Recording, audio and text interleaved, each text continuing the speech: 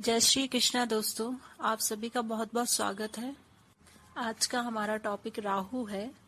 हम जानेंगे कि राहु लोगों के जीवन पे किस तरह से प्रभाव डालता है, उसके क्या क्या प्रभाव होते हैं। राहु दो तरह से वर्क करता है, जिसे हम जानेंगे। एक को बोलते हैं पॉजिटिव, एक को बोलते हैं नेगेटिव। एक बैलेंस होता है, एक अनबैलेंस होता है। एक लीगल होता है, दूसरा इलीगल होता है। राहु एक मैलेफिक प्लैनेट है। इसकी मूल प्रवृत्ति तो नेगेटिव ही है, लेकिन यदि ये किसी की कुंडली में शुभ होता है, अच्छा बैठा हुआ है, तो ये इंसान को काफी तरक्की देता है, यश देता है, ख्याति देता है, शोहरत देता है, समृद्धि देता है। लेकिन यदि ये नेगेटिव बैठा हुआ है तो ये लाइफ को अनबैलेंस कर देता है, अर्श से फर्श पर ले आता है। बड़े बड़े राजनेताओं की कुंडली में राहु काफी इफेक्टिव होता है, पॉजिटिव होता है, बलवान होकर बैठता है, जो उन्हें मान सम्मान शोहरत दिलाता है, राजा बना देता है, जिसे लीगल राहु भी बोलते हैं। लीगल राहु एक कंजक्शन से भी देखा जाता है, जिसमें मंगल शनि की युति होती है, जिसे लीगल राहु, उच्च का राहु बोला जाता है। उसी तरह सूर्य और शनि की युति भी होती है, जिसे नीच का राहु, नीच के राहु की तरह वो काम करती है। शरीर में देखें तो गले से ऊपर का हिस्सा और हमारे कमर से नीचे का हिस्सा जो रहता है वो राहु के प्रभाव में आता है। हमारा सर जो है माइंड जैसा है, जिस तरह से काम कर रहा है, उस पे राहु का इफेक्ट देखा जाता है। आए गए सडन थॉट्स और उन्हीं के अनुरूप काम करना, ये राहु ही का ही प्रभाव होता है। जबकि लंबे समय की जो प्लानिंग होती है वो हमें केतु देता है, उसमें केतु का प्रभाव होता है। लेकिन जो हमें सडन थॉट्स आते हैं, हम कोई भी काम कर रहे हैं लेकिन अचानक हमें दूसरा कोई थॉट आ गया और हम दूसरा काम करने लग गए, वो राहु का ही प्रभाव होता है। हम सोचें कि राहु क्या है, तो राहु एक इल्यूजन है, भ्रम है, धुआं है। राहु बुद्धि पर काम करता है, इनकी अपनी कोई राशि नहीं होती है, इसीलिए ये बुद्धि की राशि मिथुन और कन्या को अपनी राशि मानते हैं। इसमें ये अपना अच्छा फल देते हैं, उच्च का फल देते हैं, पॉजिटिव रिजल्ट देते हैं। जबकि इनकी नीच राशि बृहस्पति देव की राशि, धनु राशि को ये अपनी नीच राशि मानते हैं और उसमें निगेटिव रिजल्ट देते हैं। अब हम एक एक करके कुंडली के 12 घरों में इनके प्रभाव को जानेंगे। एक बात और जान लेते हैं कि राहु जिन घरों में बैठता है, उन घरों से संबंधित चीजों के लिए विशेष प्रकार का ऑब्सेशन देता है। उन घरों से संबंधित चीजों के लिए एक विशेष लालसा होती है, कामना होती है, उन्हीं के लिए मेहनत करता है। और फिर राहु जो है संतुष्टि की बात नहीं करता, उसे जितना मिलता है उससे ज्यादा वो चाहता है। इसलिए उनसे संबंधित चीजों के लिए हमेशा असंतुष्टि रहती है, उसे कभी सेटिस्फेक्शन नहीं मिलता उन चीजों से संबंधित। क्यों? क्योंकि उसके जस्ट सामने वाले घरों में केतु होता है, और केतु हमेशा डिटैच करने का काम करता है, लेट इट गो, छोड़ देने की बात करता है, यहीं छोड़ दो इस चीज को। और राहु अटैच करने का काम करता है, जोड़ने का काम करता है। इसलिए राहु उस घर से संबंधित चीजों के लिए मेहनत कराएगा, संघर्ष कराएगा उन्हें पाने के लिए, और अंत में उसे सेटिस्फेक्शन नहीं मिलेगा। पहले भाव से लेके हम 12वें भाव तक राहु के प्रभावों की चर्चा करेंगे, राहु कैसे रिजल्ट देता है।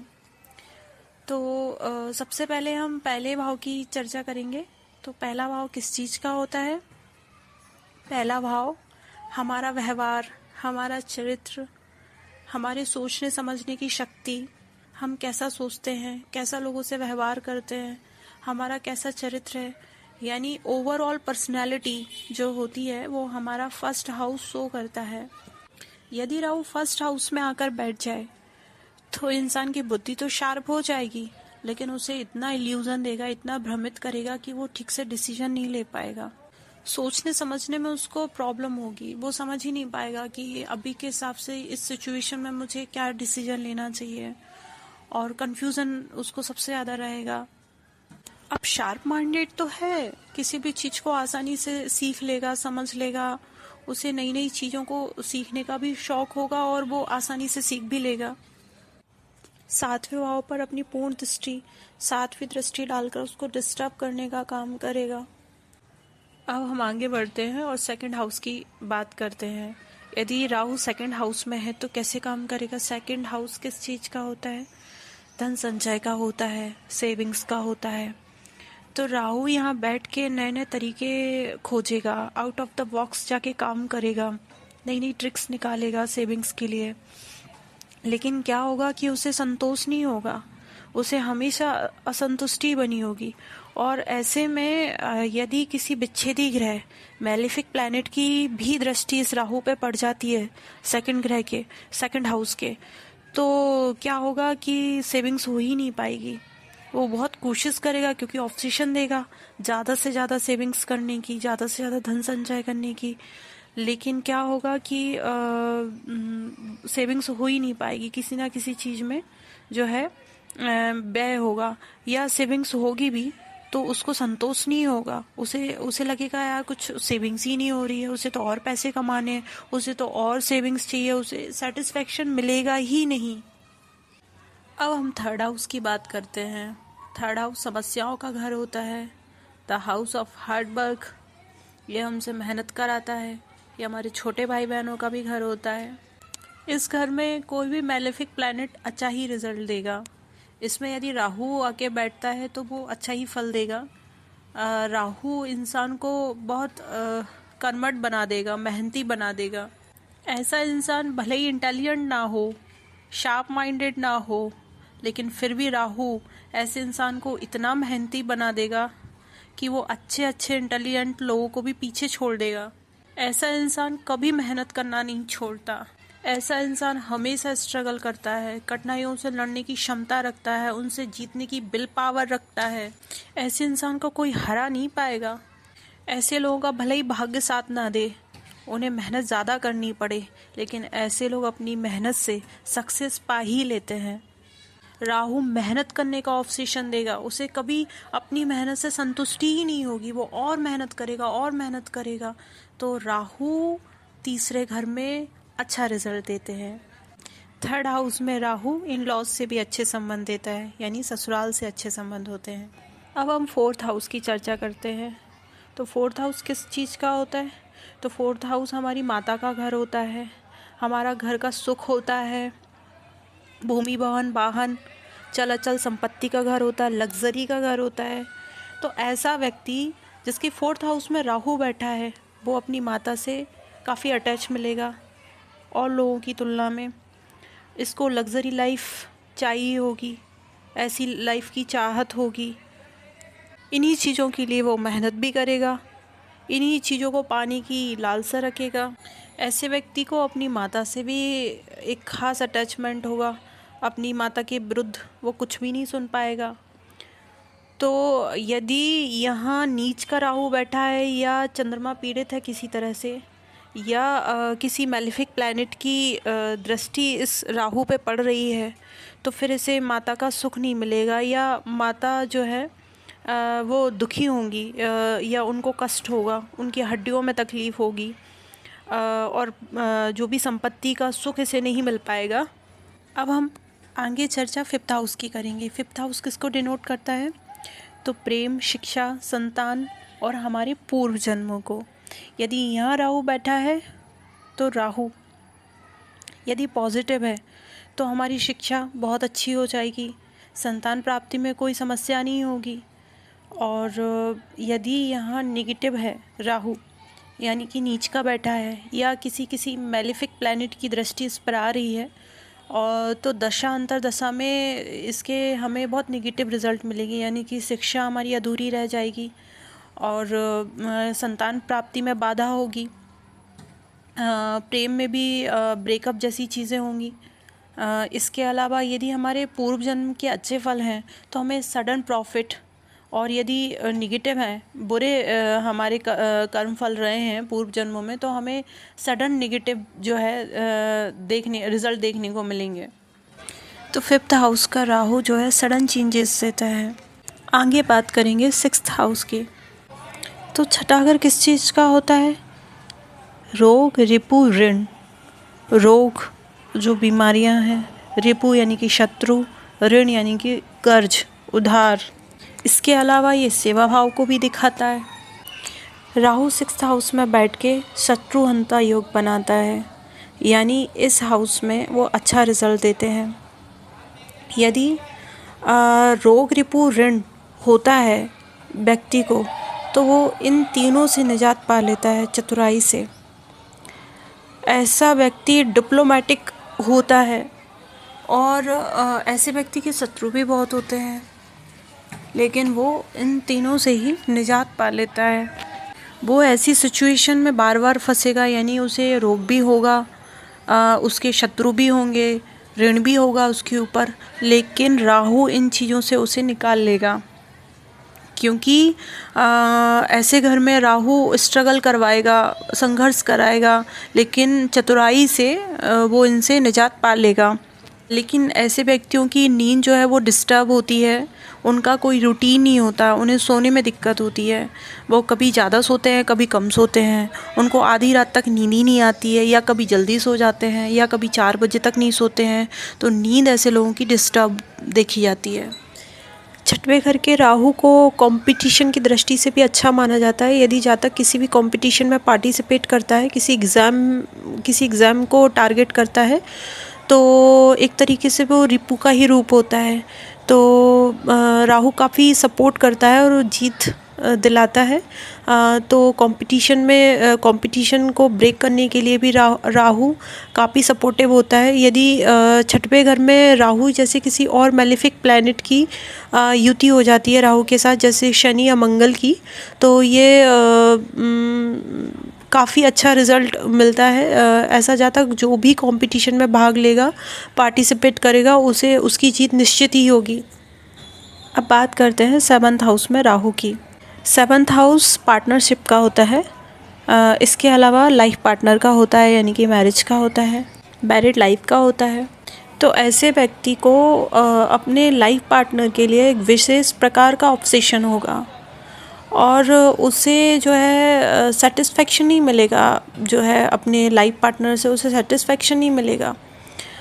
तो ऐसे व्यक्ति की लाइफ जो है, मैरिड लाइफ, डिस्टर्ब ही देखी जाती है आमतौर पर। और ससुराल पक्ष से भी रिलेशन अच्छे नहीं होते हैं, विवाद देखा जाता है। और इसके ठीक सामने केतु के होने से ये केतु की 7वीं पूर्ण दृष्टि इस पर पड़ती है, जो डिटैच करने का काम करती है। तो आम तौर पर ऐसे लोगों की फर्स्ट मैरिज जो है टूट जाती है या डिस्टर्ब हो जाती है। आगे चर्चा हम 8th हाउस की करेंगे। 8th हाउस किसका होता है?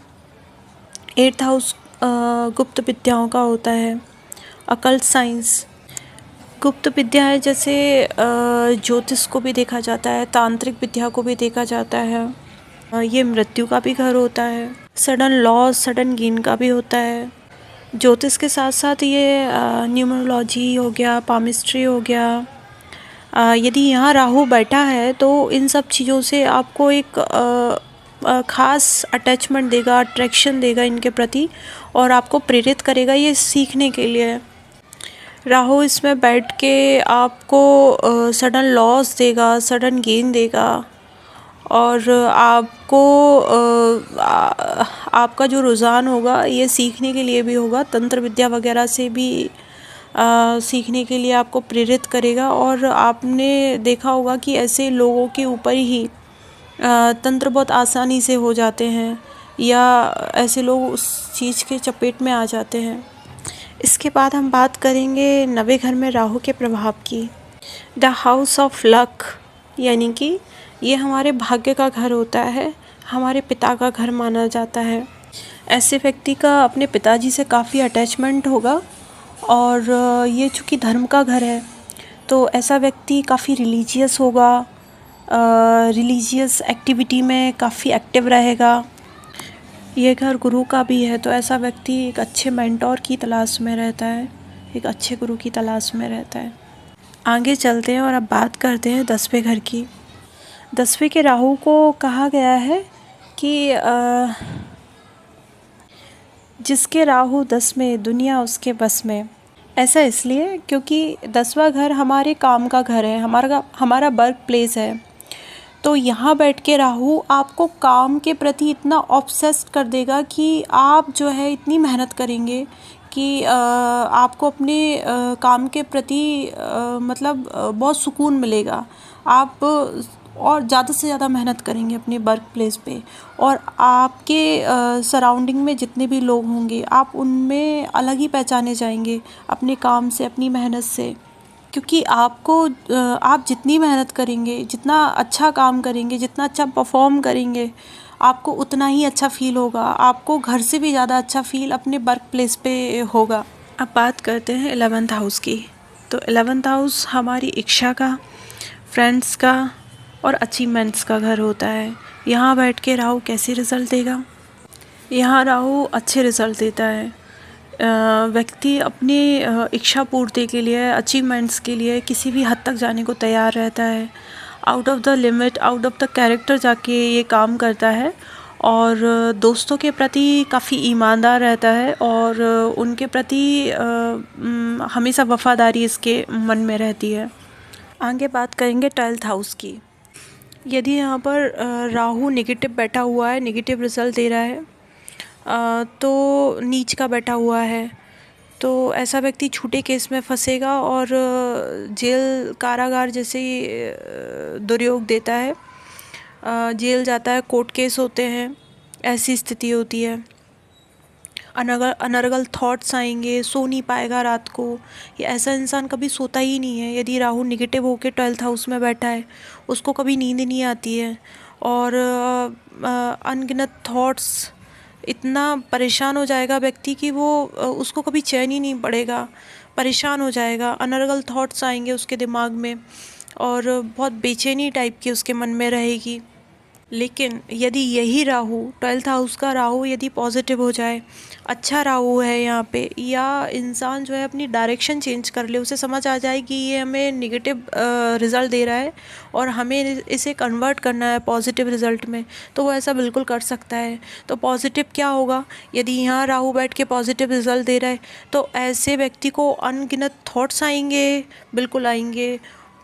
लेकिन ऐसा व्यक्ति आर्टिस्ट बन जाएगा, स्क्रिप्टर बन जाएगा, इसके अलावा पोइटर बन जाएगा, अच्छा लेखक होगा, अच्छी अच्छी कविताएं लिखने लगेगा। क्यों?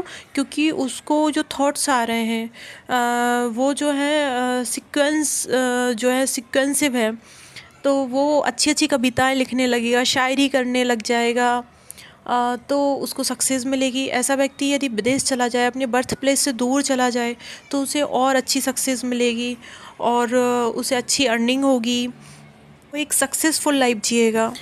ऐसा व्यक्ति अच्छा शिल्पी होता है, अच्छा पेंटर होता है, नई नई कल्पनाएं करता है, अच्छी कल्पनाएं करता है, और फिर उनको अपनी एक्टिविटी के थ्रू नई नई पहचान भी दिलाता है। तो 12th हाउस का राहु यदि पॉजिटिव है, तो वो काफ़ी अच्छे रिज़ल्ट देता है, आर्टिस्ट बना देता है इंसान को। इस प्रकार हमने सभी घरों में राहु के प्रभाव को जाना। दोस्तों, राहु से डरने की ज़रूरत नहीं है। राहु यदि पॉजिटिव बैठा हुआ है तो उसके फल का लाभ उठाइए, और यदि राहु निगेटिव है तो उससे डरने की ज़रूरत नहीं है। उसकी रेमेडीज़ की चर्चा हम अपने अगले वीडियो में करेंगे। यदि आपको मेरा वीडियो हेल्पफुल लगा हो तो आप मेरे वीडियो को लाइक कीजिए, मेरा चैनल सब्सक्राइब